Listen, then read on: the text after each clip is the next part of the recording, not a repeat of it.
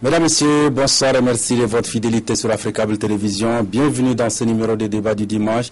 Autour de la table, Adam Thiam, éditorialiste au Républicain, Maître Mamadou Ismaël Konaté, avocat, Mamadou Kamara du journal du Mali.com et Serge Daniel, journaliste et écrivain. Bonsoir monsieur, ravi de vous retrouver. Bonsoir. Bonsoir. L'actualité a été marquée cette semaine au Mali par des combats dans le nord du pays, suivis d'attentats meurtriers. Avec cette question à la clé, la vraie guerre a-t-elle commencé? Les soldats maliens ceinturent la mairie de Gao. De l'autre côté de ces murs d'enceinte, des combattants islamistes. Combien sont-ils? Au moins une quarantaine selon les militaires maliens. Les combats durent depuis plusieurs heures. Faites attention surtout au côté gauche, ok? C'est vers là que je viens le danger. Des blindés arrivent en renfort, maliens, mais aussi français. La progression se fait mètre par mètre. Les insurgés pourraient appartenir au Moudjao, selon un communiqué envoyé par ce mouvement islamiste. Ils auraient pénétré dans la ville de Gao il y a une douzaine d'heures. Pour le moins, ils sont ciblés à être au niveau de la mairie. Okay. On est en train d'essayer de boucler la zone et essayer de voir de quoi il s'agit exactement. Gao, la porte d'entrée vers le Nord Mali, avait déjà été il y a 10 jours le théâtre d'attaques suicides. Cette fois-ci, la guérilla arrive en ville. Deuxième phase de la tactique de harcèlement contre les forces françaises et africaines qu'avaient promis les combattants djihadistes.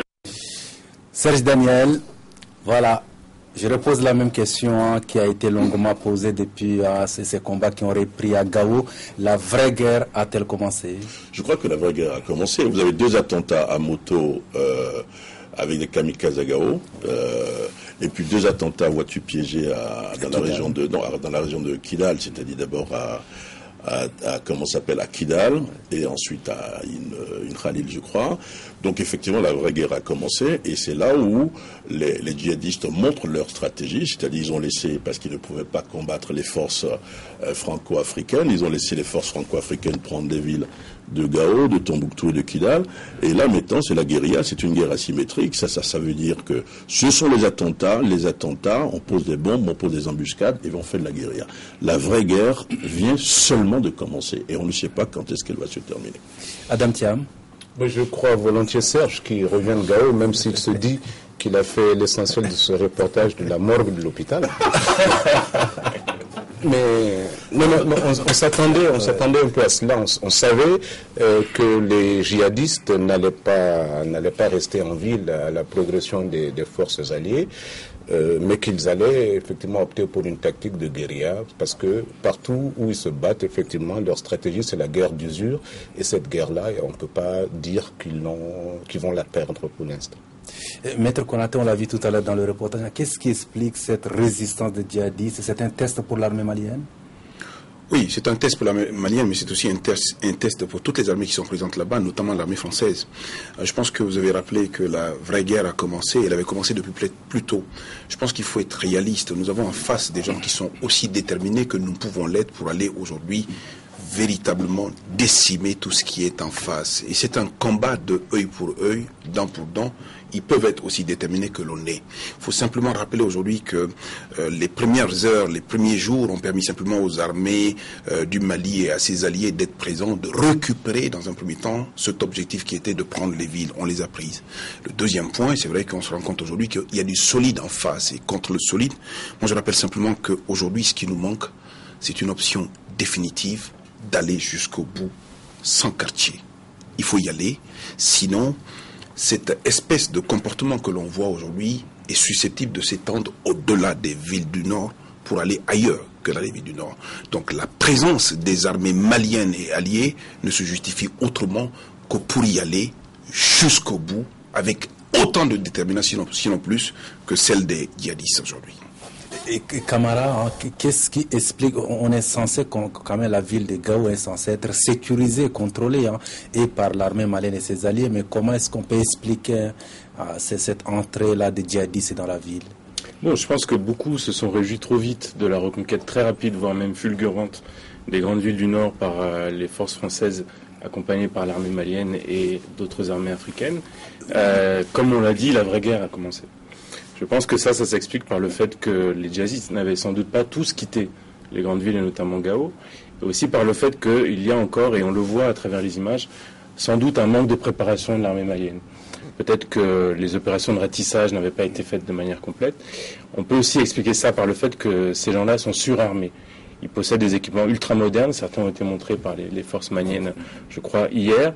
Une guerre asymétrique a démarré, elle va consister à la guérilla urbaine, c'est le cas aujourd'hui à Gao, à des attentats suicides et également aux prises d'otages, donc on y viendra certainement, à ce qui s'est passé au Cameroun. Je crois que c'est tout cet arsenal-là qu'aujourd'hui nous devons combattre et on n'est pas au bout de nos peines, je pense. Je voudrais apporter un témoignage parce que je reviens de Gao, contrairement à ce que disait mon ami. Maître Conseil aussi la même chose. Sur le terrain. En fait, il y a eu deux choses. Vous parlez des infiltrations. Il y a un village qui se situe à 10 km de Gao qui s'appelle le village de Kadji. C'était un village intégriste avant l'arrivée des islamistes déjà. C'était un village dans la commune qu'on appelle la commune de Gounzouré. Donc ils viennent à Pinas, de la Pinas, ils prennent des Pinas pour venir dans la ville de Gao. Et de l'autre côté, sur la route de Bourem, ils viennent à moto comme si c'était de simples spectateurs. Et ce qui nous a frappé le jour de l'attaque du commissariat, parce que j'étais là, disons les choses, il n'y avait pas de nombreux djihadistes à l'intérieur, mais de l'extérieur, on avait vu, il y avait des dizaines et des dizaines de soldats. Ce sont des gens, si vous faites attention, ils attirent les armées dans des lieux précis. Ça a été d'abord le commissariat de Gao, ensuite ça a été la mairie de Gao, parce que probablement ils ont une idée derrière, c'est-à-dire attirer les forces étrangères ou les forces adverses dans des lieux précis pour les faire attaquer, probablement, à mon avis, ce sera la deuxième phase de l'opération, probablement par d'autres forces djihadistes cachées ailleurs. Donc, effectivement, la vraie guerre a commencé. Mais ces bâtiments sont quand même des bâtiments publics, quand ils sont censés être protégés. Oui, mais justement, on n'a pas les moyens de notre politique, il faut faire la politique de nos moyens. Si vous allez dans une ville comme Gao, vous avez les hommes d'Idé Dako est là-bas, le colonel, je l'ai vu, vous avez Aladi Gamou, ils ne sont pas nombreux alors que les Français, eux, tiennent plutôt l'aéroport. La ville de Gao, vous savez, il y a 8 quartiers. Les 8 quartiers ne sont pas quadrillés. La nuit, vous ne voyez pas, il y a des soldats nigériens également, mais vous ne voyez pas un soldat dans chaque rue ou devant chaque maison. Est-ce que vous voyez? Donc, effectivement, je pense qu'il y a probablement un problème de sécurisation, d'organisation de la sécurisation de la ville, notamment de Gao, à faire, parce que je pense qu'à un moment, on a relâché de vigilance. Camara, vous voulez intervenir? Oui, pour aller dans ce sens-là, je dirais qu'il est très difficile de savoir qui est qui. On a vu lorsque les arsenaux des djihadistes ont été récupérés à Gao qu'ils possédaient des uniformes de l'armée malienne. Donc il est tout à fait possible pour ces gens-là de s'habiller en soldats maliens et de pénétrer dans ces bâtiments publics pour ensuite commencer la guérilla. Mais Camara, on l'a vu tout à l'heure, l'armée française a hésité pendant plusieurs heures avant d'intervenir. Qu'est-ce qui explique ce comportement de la France? C'est difficile à dire. Être sur le terrain. Je crois qu'il faut leur poser directement la question. Mais ce qu'il dit, c'est que eux, ils tiennent l'aéroport. Ils laissent l'armée malienne faire d'abord le corps à corps, le combat rapproché. Même après plusieurs heures. Après plusieurs heures. Et ils viennent donner le coup de main plutôt nécessaire. Voilà. On peut aussi penser que l'armée malienne pensait tenir la situation et a peut-être, je dirais, dit à ses partenaires français, non, on gère la situation, jusqu'à ce qu'on se rende compte qu'effectivement, c'était pas si bien géré que ça. Mais il faut aussi indiquer que la situation que nous vivons aujourd'hui à Gao et probablement dans d'autres villes du Nord est une situation qui est difficile à tenir pour les djihadistes. Il faut rappeler simplement qu'aujourd'hui, ils jouent leur va-tout et ils sont en train de jouer sur leur dernière réserve. Parce qu'ils ont été complètement coupés du système d'approvisionnement en armes et quasiment aucune possibilité de renfort humain aujourd'hui. Donc ce qui fait que l'étau se resserre autour d'eux et je peux comprendre aujourd'hui qu'ils tentent aujourd'hui le coup fatal. Mais c'est sans compter que nous avons les armées que nous avons en face aujourd'hui. Moi, j'ai absolument confiance justement à ces armées en place et je pense qu'ils vont y arriver. Je suis d'accord. Moi, je pense que c'est vrai ce que le maître vient de dire. À la différence que si vous faites attention, à chaque fois, c'est pas une guerre classique. C'est-à-dire qu'ils sont réfugiés quelque part. Ils sont pas nombreux. Encore une fois, au commissariat de police, à l'époque, il n'était pas 10, contrairement à ce qui a été dit. 10, c'est un chiffre amical en plus, mais ils sont pas nombreux, donc ils attirent les autres. Je ne sais pas si vous voyez, un peu comme si ils voulaient procéder un peu à la guerre d'usure. Je ne sais pas si vous voyez. Voilà. Oui, Adam Thiam, vous avez quelque chose à rajouter? Enfin, oui. Non, c'est-à-dire qu'il y a 3 choses que je voulais dire. Et Serge a dit effectivement qu'il y a un village au moins autour de Gao qui étaient intégristes bien avant l'arrivée des djihadistes, de Al-Qaïda, Moujao, etc. Et ça n'est pas le seul. Il y a une série de villages autour de Gao qui sont des villages wahhabites. Ils peuvent être effectivement une sorte de matière première pour Moujao tant que les gens continueront à penser que ce qui est à l'œuvre au Mali est une guerre contre l'islam. Et donc on ne peut pas dire de ce point de vue-là qu'il n'y aura pas à négocier, à dialoguer autour des villages. Il faut le faire. Dans tous les pays où on a éradiqué le salafisme, il y a eu l'usage simultané de la force et du dialogue. L'autre chose, c'est, je ne pense pas très honnêtement qu'on puisse dire que, les djihadistes sont en train de reprendre du poil de la bête. Ce qui s'est passé, simplement, c'est que nous avons été trop vite enthousiastes. Autrement, dès qu'on voit ailleurs l'expérience du salafisme, on voit que la guerre frontale n'a jamais été leur chouchou. Donc, c'est la guérilla. Ils se sont repliés de Konan, il y a eu beaucoup de morts, on a crié victoire trop tôt, mais les spécialistes savaient que c'est maintenant que la vraie guerre allait commencer. Et l'autre chose est-ce que Al-Qaïda est-ce que AQMI, les djihadistes aujourd'hui sont asséchés de leur source de ravitaillement? C'est la seule chose à faire, en fait. Et c'est pourquoi je pense que cette guerre-là est beaucoup plus facile à gagner que celle que les Américains livrent en Afghanistan, parce qu'il y a une série de réciprocités tribales qu'on a en Afghanistan et au Pakistan et qu'on n'a pas ici pour l'instant. Ouais, Camara. Oui, la question du ravitaillement que pose Adam Thiam est cruciale. Quand on sait ce qui s'est passé à Nkhalil, qui est très proche de Tessalit et donc à quelques kilomètres de la frontière algérienne, on peut se demander si la décision de l'Algérie de boucler sa frontière est réellement effective sur le terrain, ou s'il y a une certaine porosité qui permet à ces gens-là justement de traverser et de se ravitailler aussi bien en matériel qu'en nourriture, qu'en kérosène, en gasoil, et faire venir d'autres éléments. Ça, ce serait sûr. J'ai une autre inquiétude. Ce serait sûr. L'inquiétude que j'ai, c'est par rapport par exemple à ce qui s'est passé à Khalil il y a 24 heures maintenant, c'est que vous avez quelques éléments du mouvement national de libération de l'Azawad qui se sont affrontés, qui ont été attaqués par le MAA, c'est-à-dire mouvement arabe. Ce n'est pas du tout le Moujao, c'est pas les méthodes du Moujao ou des djihadistes de combattre, ce sont un groupe armé arabe qui a attaqué le MNLA. Le danger qu'on peut voir sur le terrain, c'est que le conflit glisse vers un mode tribal, si vous voulez. Et ça va être beaucoup plus compliqué parce que vous avez énormément de tribus dans le nord et que si chaque tribu a une armée qui revendique une parcelle du territoire ou qui décide de faire la guerre à une autre tribu, ça va devenir beaucoup, beaucoup plus compliqué. Cela pose la question de l'organisation, à mon avis, qui doit être rapide, d'assises nationales du Nord, qui réunirait l'ensemble des représentants des différentes communautés du Nord. Et si se tiendront à Gao ou à... Je pense qu'elles doivent avoir lieu à Bamako, parce que ce sera sous l'égide du gouvernement malien. Je dis bien tous les représentants de toutes les communautés, mais pas les mouvements armés. Il y a des représentants des communautés Touareg, Arabes, Songhai, etc., qui ne sont pas bellicistes, qui ne sont pas dans la guerre, et qui représentent davantage l'ensemble de ces communautés-là. Donc c'est eux qu'il faut réunir pour déterminer ensemble la manière d'un mieux vivre ensemble.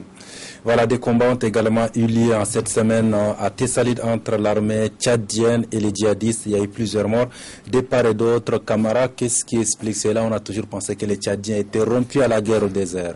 Bon, je ne suis pas un expert militaire, on dit ça. Serge me dit qu'ils ont été pris dans un piège. C'est malheureux, ça fait toujours mal quand on est malien de voir que des armées étrangères qui viennent nous aider subissent des pertes aussi importantes.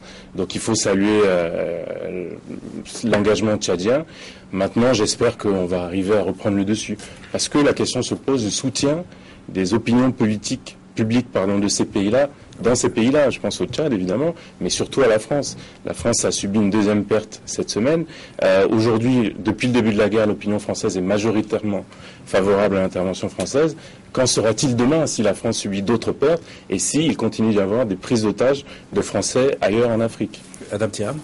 Oui, c'est-à-dire que le Tchad n'a pas, enfin l'armée tchadienne n'a pas encore perdu, n'a pas perdu la guerre. C'est-à-dire qu'il y a eu des morts et puis c'est prévisible. Et il ne faut pas penser que Al-Qaïda va se rendre comme ça. C'est des gens très aguerris qui peuvent infliger de grandes pertes à n'importe quelle armée dans certaines conditions. Et donc c'est ça qui est arrivé. Moi, j'aimerais effectivement rebondir un peu sur ce que Serge a dit. Il y a beaucoup de défis, dont comment gérer désormais le Nord, parce que ce ne sont pas les mêmes gouverneurs qui peuvent reproduire les mêmes justices, qui peuvent reproduire les mêmes travers, mais il y a aussi effectivement la question Touareg arabe, parce qu'au-delà du MNLA et du Moujao, ce qui est en filigrane, effectivement, c'est cette question. On ne sait pas comment ça va évoluer. Et puis l'autre question, c'est simplement comment les populations du Nord, les autochtones du Nord, qu'ils soient Songhai, Peul et autres, peuvent coexister effectivement avec l'armée. Nous savons déjà qu'à Tombouctou, il y a des bruits. Nous savons que les populations sont en train de s'organiser pour protester contre ce qu'ils appellent effectivement le désordre amené par l'armée. Et donc c'est un défi effectivement qu'il faut surveiller. Voilà, le terrorisme est-il en train de gagner l'Afrique centrale? 7 touristes français, dont 4 enfants de 5 à 10 ans, ont été kidnappés dans le nord du pays, près de la frontière avec le Nigeria.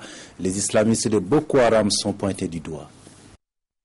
Tanguy Moulin-Fournier, ici en photo, sa femme Alban et leurs 4 fils, ainsi que Cyril Moulin-Fournier, le frère de Tanguy, sont toujours introuvables ce soir. Selon le gouvernement camerounais, les otages seraient actuellement au Nigeria. Capturés hier matin le long de la frontière, leurs ravisseurs n'auraient eu que quelques kilomètres à faire pour les emmener sur ce territoire. Des mesures d'urgence ont aussitôt été prises pour se lancer à leur recherche. Les autorités camerounaises évoquent ce soir la présence sur place des forces spéciales françaises venues du Tchad. Une information que refusent de confirmer les militaires français. À Yaoundé, Tanguy Moulin-Fournier travaillait pour le groupe GDF Suez. La nouvelle de l'enlèvement de cette famille avec 4 enfants a vite fait le tour de la ville et profondément choqué la communauté française sur place. Des enfants aux mains de ravisseurs, ça fait tout de suite extrêmement peur et ça provoque, je le répète aussi, une très forte émotion. On en sait désormais un peu plus sur le rapt de la famille. C'est après avoir visité ce parc animalier célèbre au Cameroun que la famille a croisé le chemin de ses ravisseurs. Alors que leur voiture roulait sur une route nationale, 4 motos enfourchées par 8 hommes armés les encerclent. L'un des hommes descend de son véhicule et monte dans la voiture où se trouve la famille. Le convoi prend alors la route du Nigeria. Face à cette attaque, le gouvernement français affiche sa fermeté. Il faut faire le maximum pour libérer nos otages, mais rien ne serait pire que de céder. Il faut que l'ensemble des pays qui, comme nous, croient à la liberté, se réunissent pour lutter contre ces groupes terroristes. Ce soir en France, près de Lyon, où vivent les grands-parents maternels, une messe a été célébrée pour la famille. La grand-mère des enfants racontait hier soir sa très grande émotion.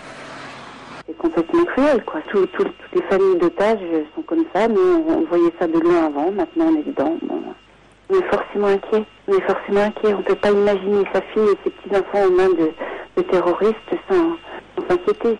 L'enlèvement des 7 Français n'est pour l'heure pas encore revendiqué. Adam Thiam, y a-t-il un lien entre cet enlèvement et l'intervention militaire française au Mali? Bon, je ne sais pas. Enfin, pour qu'on le sache, il faut qu'il revendique. Pour l'instant, il n'y a pas eu de revendication. Maintenant, dans les probabilités, oui, parce que il faut dire que Al-Qaïda au Maghreb islamique avait déclaré la guerre contre la France, les ressortissants français où qu'ils se trouvent. Et nous savions aussi que, oui, la présence de l'armée, enfin les actions de l'armée française au Mali allaient exposer davantage les citoyens français où qu'ils soient.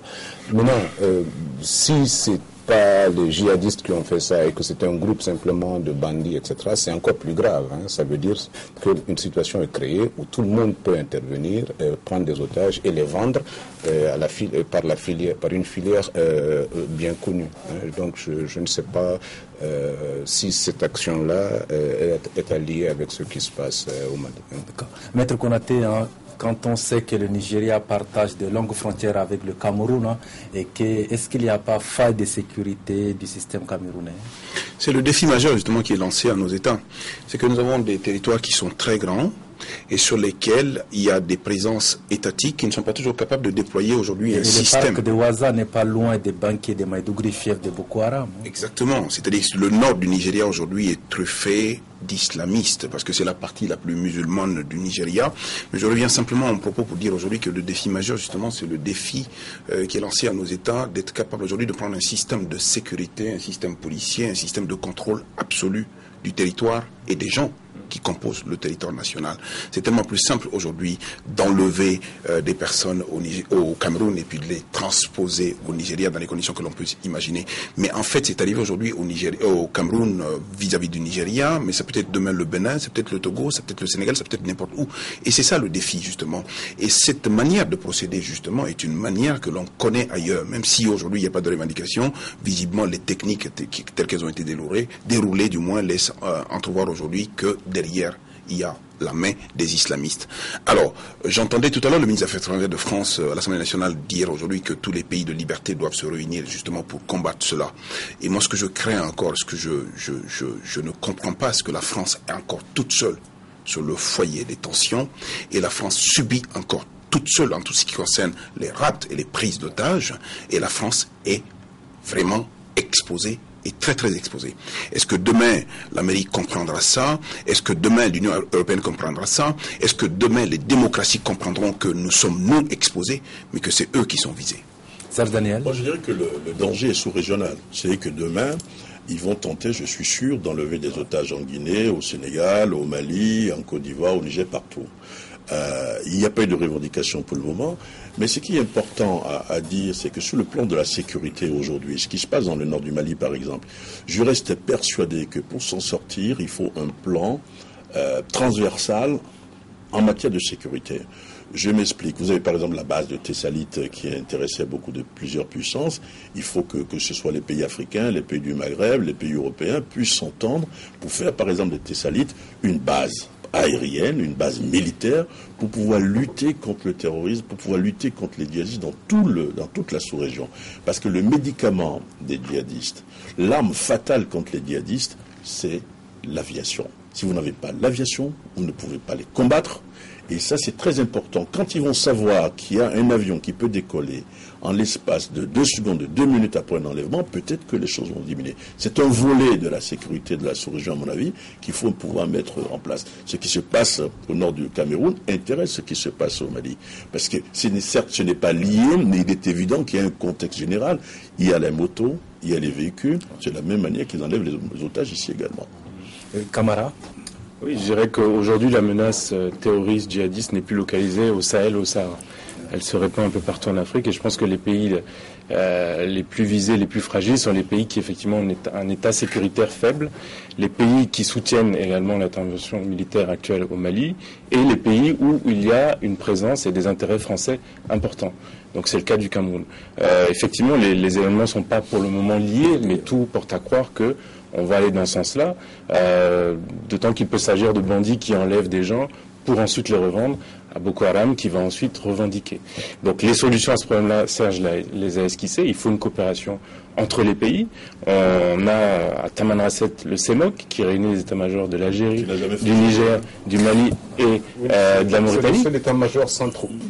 Exactement, ça n'a jamais fonctionné. Donc il faut tirer l'expérience de ça pour que dans d'autres sous-régions, on arrive à construire une coopération qui fonctionne. Deuxièmement, et ça c'est du long terme, il faut que ces États-là se dotent de moyens de sécurité efficaces pour pouvoir défendre les ressortissants étrangers sur leur pays et gérer le problème aux frontières. On l'a vu en Afrique centrale, hein, c'est la sous-région africaine qui s'implique le moins dans la lutte contre le terrorisme. Est-ce qu'avec cet enlèvement-là, on peut s'attendre à un accroissement de la solidarité?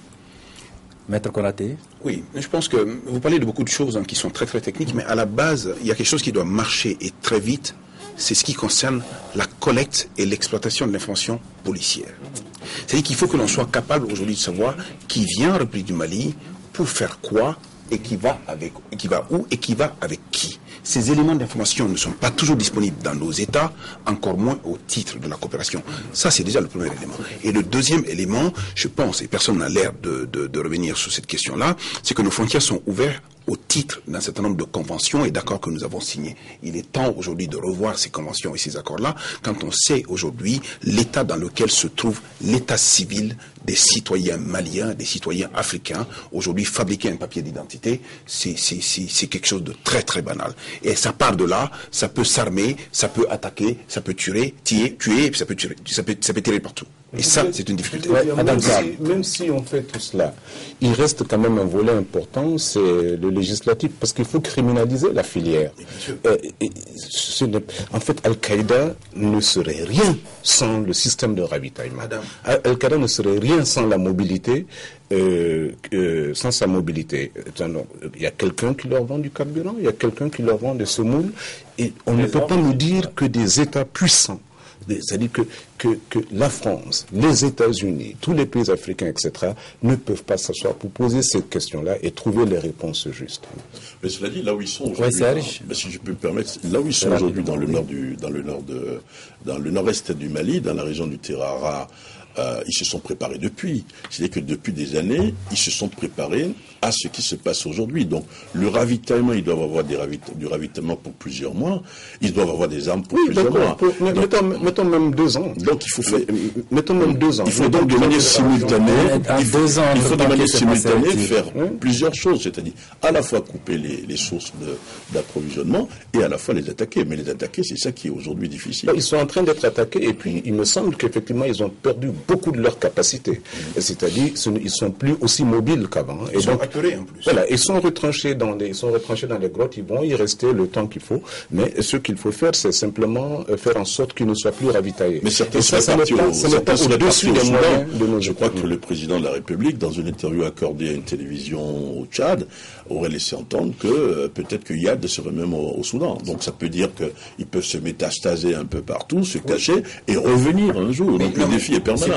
Parce que le président a dit ce qu'il a appris et qu'ils allaient investiguer pour savoir ce qu'il a. Pour prouver, oui. Mais c'est là où c'est pas drôle. C'est qu'en fait, on n'est pas plus rassuré qu'il soit au Mali ou qu'il soit au Soudan. La question reste exactement posée dans les mêmes termes. La coopération, vous l'avez rappelé, mais je crois qu'aujourd'hui, il faut que nos États reviennent à des choses très très basiques pour être capables d'abord d'exercer pleinement et entièrement les prérogatives de police. Ça veut dire que nous sommes loin de la paix, vous voulez dire, en fait. Bien sûr qu'on est loin de la paix. Mais Camara n'était pas sûr, donc il fallait... Non, je dis clairement que tant qu'on n'a pas d'État fort en Afrique, on sera toujours confronté à ces risques-là. Voilà. L'actualité cette semaine en Afrique, la comparution de Laurent Gbagbo devant les juges de la Cour pénale internationale à La Haye. Il s'agit d'une audience de confirmation des charges retenues contre lui. L'ancien président ivoirien est soupçonné de crimes contre l'humanité. Ils sont venus donner de la voix pour défendre Laurent Gbagbo. Aux abords de la Cour pénale internationale de La Haye, ils étaient près de 400 à exiger la libération de leur ancien président. Non Gbagbo, non peace. Libérez Gbagbo, communauté internationale. Gbagbo n'a rien fait. C'est Alassane qui doit être ici. Sarkozy doit être ici. À l'intérieur du tribunal, Laurent Gbagbo écoute impassible les charges qui pourraient peser contre lui. L'accusation a insisté sur 4 événements majeurs, des violences post-électorales de 2010-2011, la répression d'une marche de l'opposition sur la radio-télévision ivoirienne, celle d'une marche des femmes d'Abobo, le bombardement du marché du même quartier, mais aussi les exactions perpétrées par ses forces à Yopougon. Le procureur de la CPI estime que Laurent Gbagbo en est le co-auteur. À la Cour désormais d'examiner les preuves et de décider ou non de la tenue d'un procès de l'ancien chef de l'État. Cette Chambre n'est pas appelée à se prononcer sur la culpabilité ou l'innocence de M. Gbagbo, mais seulement à décider si la présente affaire doit être renvoyée devant une chambre de première instance pour y être jugée. Pas question pour les avocats de Laurent Gbagbo que leur client soit jugé à La Haye. La défense compte bien contester la compétence de la Cour. Selon eux, seule la justice ivoirienne est habilitée à juger l'ancien président. Les débats dureront 10 jours. Laurent Gbagbo devrait prendre la parole le 28 février au dernier jour d'audience. Maître Konaté, on l'a vu tout à l'heure, hein, la juge disait que cette cour n'est pas habilitée à se prononcer sur la culpabilité ou l'innocence de Laurent Gbagbo. Qu'est-ce que cela veut dire?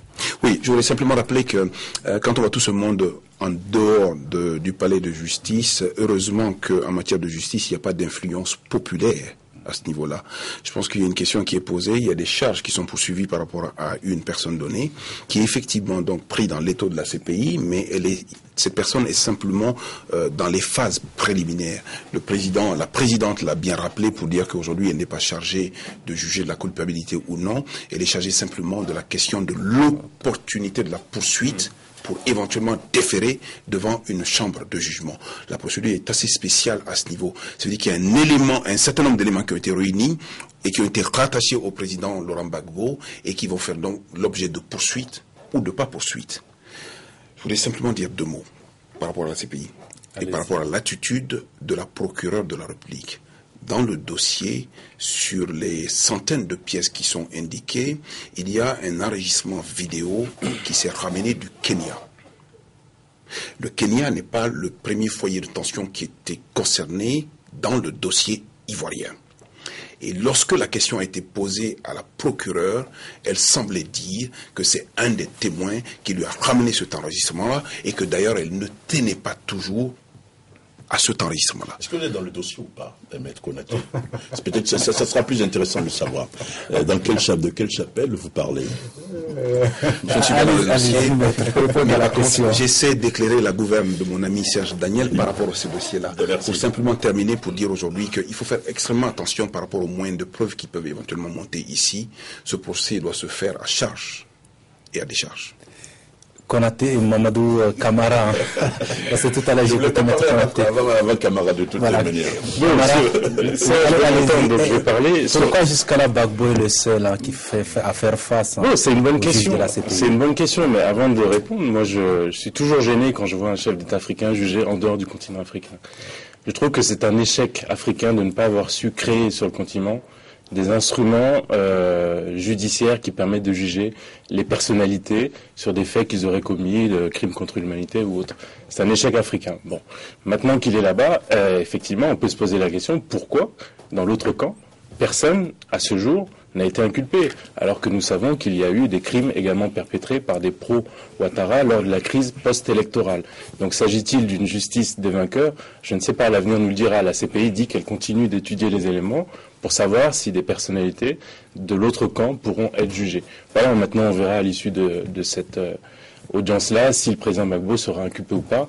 À mon avis, compte tenu des charges et des petits biscuits qui sortent dans la presse, il est inculpé, mais est-ce que ça va se poursuivre? Est-ce qu'il va être déféré devant un tribunal de première instance? Il semble qu'on aille bien dans ce sens-là. Adam, tiens, avant Serge Daniel. Adam, tiens, allez-y. Je voulais dire plus ou moins la même chose, quoique Laurent Gbagbo ne soit pas Mandela. Donc on a vu des gens réclamer sa liberté.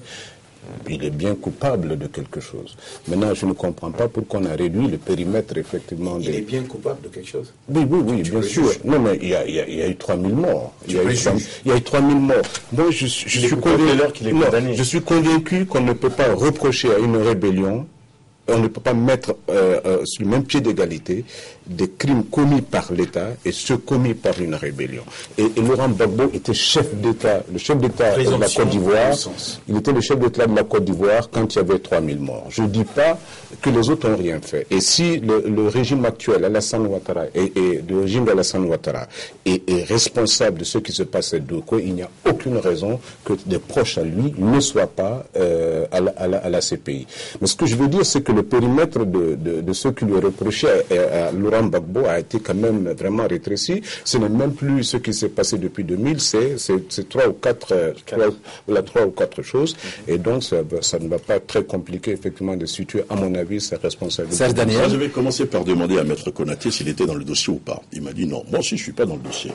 Mais ce que je remarque, c'est que tu n'es pas un avocat, comme par hasard. Mais ce que je remarque, c'est que quand Laurent Gbagbo, la France est intervenue pour libérer faire arrêter les massacres. Tout le monde a applaudi. Laurent Gbagbo est forcément responsable de quelque chose, c'est à lui de se défendre. L'erreur qu'il est en train de commettre, ou du moins ses partisans sont en train de commettre pour le moment, à mon avis, à La Haye, c'est qu'il n'est pas devant une tribune, il est devant un tribunal. S'il pense qu'il est devant une tribune, il va tout droit dans le mur, il va se tromper. Il est devant un tribunal, il faut que ses avocats apportent la preuve qu'il n'est pas coupable, qu'il n'a pas fait ceci, qu'il n'a pas donné l'ordre, mais c'est pas en criant vive Gbagbo qu'il sera libéré. Ceux qui sont là-bas en tant que juges, procureurs, tout le système, ce sont des gens qui n'écoutent même pas ces bruits-là. Ils travaillent sur pièce et il faut souhaiter que ces avocats puissent le défendre. Maître Contessable n'est pas d'accord ou... Non, j'aurais voulu que Serge soit avocat et qu'il dise des choses beaucoup plus précisément, justement. Non, c'est vrai que c'est pas une tribune. On se trompe simplement en partant d'Abidjan par rapport à l'expression d'un soutien à l'endroit d'un leader politique, ce qui peut se comprendre à Abidjan et à Bouaké, mais qui ne se comprendrait pas devant la CPI. Le deuxième point, et ce qui est important, je pense que le président Laurent Gbagbo lui-même a pris toute la mesure de la chose, c'est qu'il ne s'amuse pas comme les autres dehors. Je pense qu'il est suffisamment bien concentré par rapport à ce dossier-là, et ce dossier est un test. Et Camara le disait que c'est regrettable qu'un chef d'État se retrouve dans la situation dans laquelle, mais même pas les chefs d'État, toute personne qui se retrouvait là aujourd'hui, ce serait regrettable. Mais par contre, nous sommes devant des défis. Le défi est la capacité d'un État à faire juger un ancien chef d'État dans les conditions dans lesquelles il est jugé, y compris devant la CPI. C'est un défi majeur et je pense qu'aujourd'hui, il faut ouvrir les yeux. Je rappelle simplement, une fois encore, qu'il est présumé innocent, il n'est coupable de rien, quelles que soient les impressions de charge que vous avez dans vos têtes respectives. On a le droit d'avoir des impressions. On a le droit d'avoir des impressions parce qu'on a l'avantage, contrairement à toi, on n'est pas avocat, on n'est pas juge. Voilà. Donc, pour moi, Gbagbo est responsable de quelque chose. Il était à la tête d'un système qui a systématiquement réprimé des milliers de personnes. Et il faut qu'il se défende. Il n'est peut-être pas coupable, peut-être c'est possible. Je suis d'accord. Avec Camara qui demande la parole de oui, je suis de langage. Ceci dit, Maître Konaté, qu'est-ce qui s'est passé en Côte d'Ivoire? Moi, je parle simplement de l'élection, donc le scrutin. Les Nations Unies qui arbitraient l'élection ont quand même déclaré que Alassane Ouattara avait gagné cette élection. Mais on s'en va à ce moment-là. Parce que sinon, si on accepte aucune loi, on ne peut plus être en démocratie. Adam, je suis d'accord avec ce le conflit s'est envenimé à un moment. Donc il doit répondre, à mon avis, il n'est pas condamné. Il doit répondre à ce qu'on lui reproche. Et il y a des choses à lui reprocher à M. Laurent Gbagbo. Allez-y, Mamadou Camara. Oui, vous dites à juste titre, il ne s'agit pas d'une tribune, il s'agit d'un tribunal. Vous avez tout à fait raison. Mais je peux vous dire que Laurent Gbagbo va utiliser la dernière journée de l'audience comme une tribune. Il aurait eu tort, à mon avis. Attendez, je vous en prie, exactement. Il est évident que les juges de la CPI ne seront pas sensibles au brouhaha qu'il y a autour dans la rue, etc. Mais aujourd'hui, il y a un foyer de tension en Côte d'Ivoire. Aujourd'hui, il y a une guerre sous-jacente entre les pro-Gbagbo et ceux qui sont aujourd'hui au pouvoir. Et Gbagbo, lorsqu'il prendra la parole, on lui connaît du verbe, de l'éloquence et une capacité à mettre des frissons sur les bras. Vous verrez ce qu'il va dire. Peut jouer sur ce qui se passe actuellement en Côte d'Ivoire, mobiliser ses partisans et faire en sorte qu'il y ait à nouveau des difficultés pour le pouvoir ivoirien. Je te rappelle, Blé Goudé dirigeait des milliers de personnes, Blé Goudé était arrêté, il n'y a pas une mouche qui a bougé à Abidjan. Non, mais Blé Goudé, c'est pas Gbagbo, attention. Je rappelle simplement à Camara que tout cela va se terminer le jour où une condamnation va être prononcée. Tout ça va se terminer le jour où on réussira à faire la réconciliation nationale au Côte d'Ivoire. Je suis aussi d'accord avec vous. Et je crains que le fait que Gbagbo soit condamné aille à l'encontre de cette réconciliation. En tout cas, ça va la retarder. Par contre, ce n'est pas un obstacle à la réconciliation nationale. Il sera condamné simplement sur la base des charges qui seront... Mais ça peut être un obstacle à court terme. J'espère qu'on reviendra sur le cas Gbagbo après la réconciliation nationale. Adam Thiam, voilà, nous poursuivons ce débat. Le dernier thème. En Tunisie, le président Monsef Marzouki a approuvé mardi la nomination de l'ancien ministre de l'Intérieur Ali Larayed au poste de Premier ministre, une nomination controversée. La décision n'a pas été très longue à prendre Après la démission mardi du Premier ministre tunisien Hamadi Djebali, qui n'a pas réussi à faire accepter son projet de cabinet d'experts apolitiques, le président Monsef Marzouki a chargé ce vendredi le ministre de l'Intérieur sortant Ali Larayed de former un gouvernement.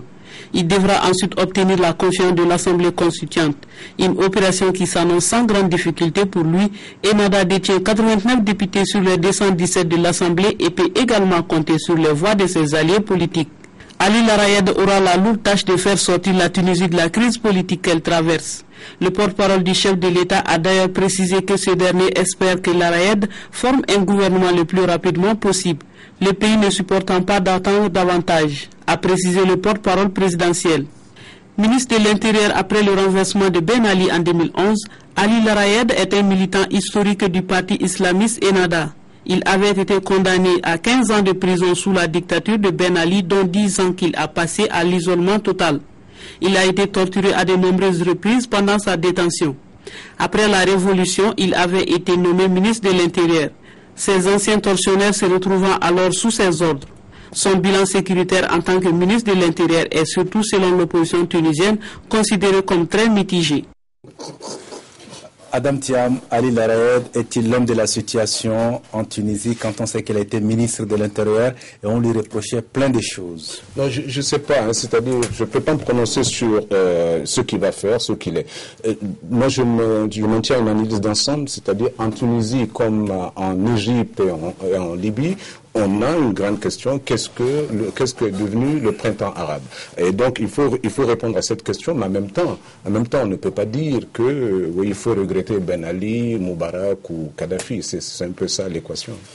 Il a promis à Mamadou un gouvernement pour tous les Tunisiens. Peut-on s'attendre à un gouvernement de large ouverture où on retrouverait par exemple des technocrates mais aussi à certains salafistes? Oui, je vais déjà répondre à la question à laquelle Adam n'a pas voulu répondre.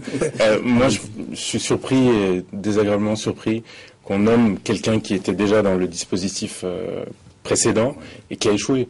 Il est le ministre de l'Intérieur qui a vu des dizaines de milliers de manifestants dans les rues avec les violences qu'on a connues, qui a vu l'assassinat d'un avocat célèbre opposant. On donne une prime à l'échec quelque part. Cela dit, c'est un monsieur qui est réputé pour être modéré, et notamment sur la question de l'égalité homme-femme. Il a dit lors de sa première déclaration qu'il ferait en sorte que ce soit un gouvernement de tous les Tunisiens, composé de femmes et d'hommes. On peut espérer que ce soit un gouvernement d'ouverture dans lequel ne figure pas que le parti Ennahda, qui d'ailleurs n'est pas majoritaire à l'Assemblée constituante, puisque c'est elle qui doit valider le gouvernement. On peut penser qu'il y aura des personnalités venues d'autres partis, et je l'espère de l'opposition. Serge Daniel. Moi j'étais récemment à Mamet, à une conférence sur le terrorisme, j'étais invité, et Ben Ali c'était quelqu'un qui était regretté. Voilà ce que j'ai dit. On regrettait beaucoup Ben Ali. Voilà. Il a su maintenir l'unité du pays pendant ces 23 ans. La sécurité, notamment le domaine sécuritaire. Maître Konaté. Je crois que c'est la seule fois que Serge va rigoler autour de ce plateau-là. Je pense qu'il est vraiment en train de rigoler par rapport à ce qu'il a dit. Ah non, pas du tout. Mon interrogation. C'est comme on dit là-bas. Franchement. Mon interrogation, c'est un point de vue parmi d'autres. Serge, mon interrogation est entre les deux propos de Adam. À savoir, quels sont devenus des printemps arabes, notamment en Égypte et puis... J'ai dit la même chose. On a regretté Ben Ali. En Égypte. Mais vous tranchez à ce moment, Serge. Bon, je vous le conseille. Là, tu sais l'avocat qui sort du rôle du journaliste. Je vous le conseille. Et répondez à la question, est-il l'homme de la situation? Qui? Ali Larayed. Je pense qu'il peut être l'homme de la situation. En quel sens? Est-ce que la question est même bonne? Parce que, en fait, c'est que... Bien sûr qu'elle est bonne. Pourquoi on a laissé partir simplement le Premier ministre qui était là et qui était quand même porteur de compromis? Mais si vous me laissez... Il a décidé de partir parce que jeudi dernier, il a dit non, il ne fait pas être reconduit. Il a refusé la reconduction à son poste. Oui, non, ça veut dire qu'on l'a contraint à partir. La Tunisie est un pays en crise, à mon avis, qui va rester, avant de vous passer la parole, la Tunisie est un pays en crise qui va rester pendant longtemps, à mon avis, en crise. On ne peut pas dire aujourd'hui que ce monsieur qui vient d'être nommé est l'homme de la situation. C'est trop tôt pour le dire. Oui, mais il n'a pas parlé. Mais bien sûr, je c'est notre faute, c'est le présentateur. Non, je disais tout à l'heure que par rapport aux deux interrogations de Adam, à savoir, qu'est-ce que est devenu le printemps arabe, et deuxièmement, il ne faut pas regretter ceux qui sont partis. Tout à fait d'accord. Mais entre les deux, je pense qu'il y a un défi majeur. aujourd'hui, le printemps arabe a été le précurseur de la propulsion, justement, dans le contexte politique des partis islamistes. Le défi majeur, c'est la possibilité pour ces partis islamistes-là, justement, de coopérer avec d'autres partis qui ne sont pas islamistes dans un contexte dit d'état de droit et de démocratie. C'est le défi majeur. Et quand on regarde ce qui se passe aujourd'hui en Tunisie, tout laisse croire aujourd'hui que ces partis islamistes vont devoir prendre le pouvoir globalement, totalement et complètement, et vont vouloir l'exercer. Ça fait partie des échanges que nous avons eus ici une ou deux fois avec Serge, justement, quand ça avait commencé à brûler en Égypte, quand ce chef militaire avait été mis à l'écart.